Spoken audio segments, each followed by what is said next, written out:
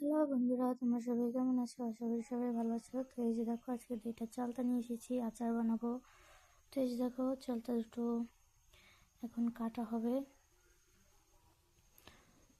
তো চালতা দুটো অনেক শক্ত ছিল, তাই কাটতে খুব কষ্ট হয়েছে। দেখো, এরকম ঘুরিয়ে ঘুরিয়ে কাটতেছি।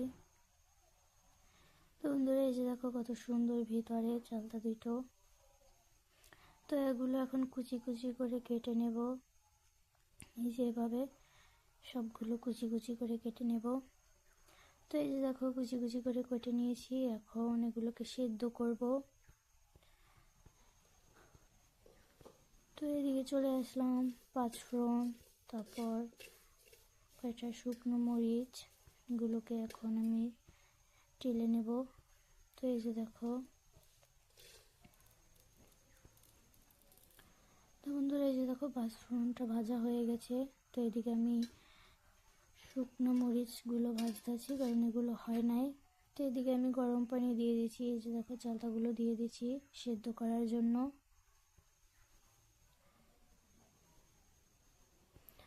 তো অল্প কিছু হলুদ দেব, যাতে কালারটা হয়, তার জন্য।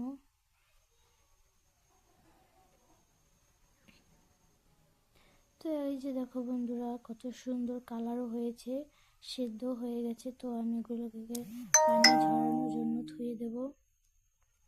যে দেখো, নরম হয়ে গেছে।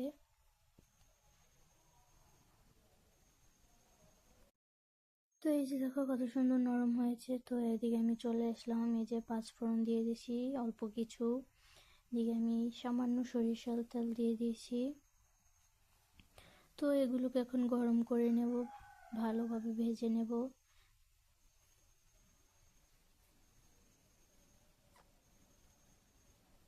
তো বন্ধুরা, এই যে দেখো, ভাজা হয়ে গেছে।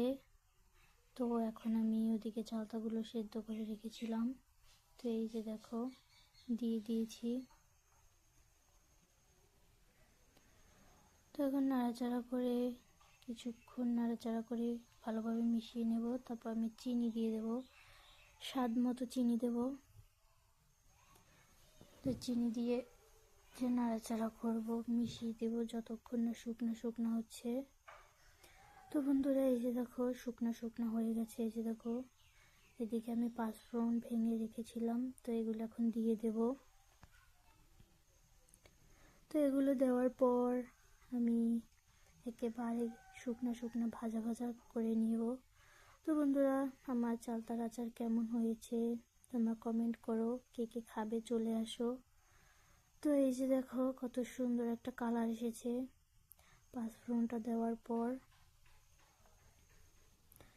তো এখন এগুলোকে কিছুক্ষণ রেখে দেব। তো এই যে দেখো, একেবারে শুকনো শুকনো হয়ে গেছে, একটু পানি থাকবে না।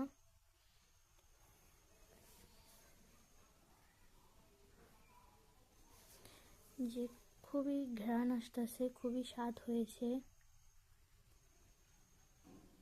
তো বন্ধুরা, তোমরা সবাই ভালো থাকো।